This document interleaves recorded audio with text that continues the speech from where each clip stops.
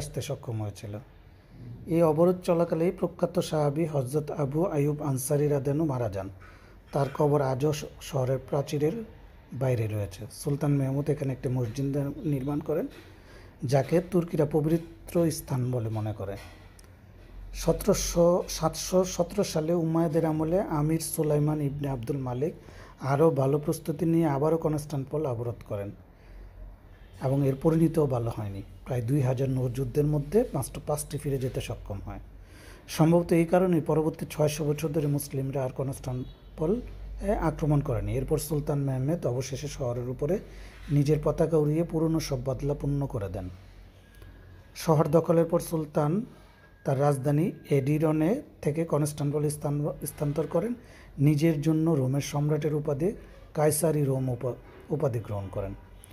পরবর্তী দশকে এই শহর আবার এমন উত্থান দেখে যা অতীতের গৌরবের স্মৃতি ফিরিয়ে আনে। সুলতান নিজের সাম্রাজ্য জুড়ে এক ফরমান পাঠালেন, কেউ আসতে চাইলে এই শহরে আসতে পারেন, যাকে শহরে ঘর ও বাগান দেওয়া হবে। শুধু এটুকু নয়, সুলতান মেহমুদ ইউরোপ থেকে লোকজনকে কনস্টান্টিনোপলে আসার আমন্ত্রণ জানান, যাতে শহরটি আবারও জনবসতিপূর্ণ হয়ে ওঠে।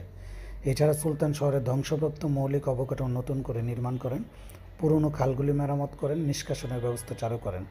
সুলতান মেহমুদ বড় পরিসরে নতুন নির্মাণ কাজ করেন, যার সবচেয়ে বড় উদাহরণ তোপকাপি প্রাসাদ এবং গ্র্যান্ড বাজার। অল্প সময়ের মধ্যে বিভিন্ন রকমের হস্তশিল্প, কারিগর, ব্যবসায়ী, ক্যালিগ্রাফি, চিত্রশিল্পী, স্বর্ণকার, অন্যান্য দক্ষ পেশাজীবী শহরের দিকে আসতে শুরু করেন। সুলতান মেহমুদ হায়া সোফিয়া নামের গির্জাটি মসজিদে রূপান্তর করেন, তবে তিনি শহরের দ্বিতীয় বড় গির্জা ক্লিসায়া হাওয়ারিয়ান বা চার্চ অব দ্য অ্যাপোস্টলসকে গ্রিক অর্থোডক্স সম্প্রদায়ের কাছেই রেখে দেন। এই সম্প্রদায় আজও একটি প্রতিষ্ঠান হিসেবে টিকে আছে।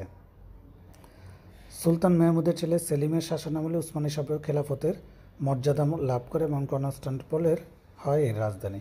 সব সুন্নি মুসলিমের কেন্দ্রীয় শহরে পরিণত হয়। সুলতান মেহমুদের নাতি সুলেমান দ্য ম্যাগনিফিসেন্টের শাসনামলে কনস্টান্টিনোপল নতুন উচ্চতায় পৌঁছে যায়। এই সেই সুলেমান যাকে বিখ্যাত তুর্কি ধারাবাহিক মাই সুলতানে দেখানো হয়েছে। সুলেমান দ্য ম্যাগনিফিসেন্টের রানী হুররাম সুলতান বিখ্যাত স্থপতি সিনানকে ভাড়া করেছিলেন, যিনি রানীর জন্য এক বিশাল প্রাসাদের নির্মাণ করেছিলেন। সিনানের অন্যান্য বিখ্যাত স্থাপনার মধ্যে রয়েছে সুলেমানিয়া মসজিদ, হুররাম সুলতান হামাম, খসরু পাশা মসজিদ, শাহজাদা মসজিদ, অন্যান্য স্থাপনা। কনস্টান্টিনোপলের পতন ইউরোপের উপরে গভীর প্রভাব ফেলেছিল। এই ঘটনাকে কেন্দ্র করে বই, কবিতা লেখা হয়, অনেক চিত্রকর্ম আঁকা হয়। এই ঘটনা ইউরোপীয়দের সামষ্টিক চেতনার উপরে অংশ হয়ে ওঠে। এই কারণে ইউরোপ কনস্টান্টিনোপলকে ভুলতে পারেনি। ন্যাটোর গুরুত্বপূর্ণ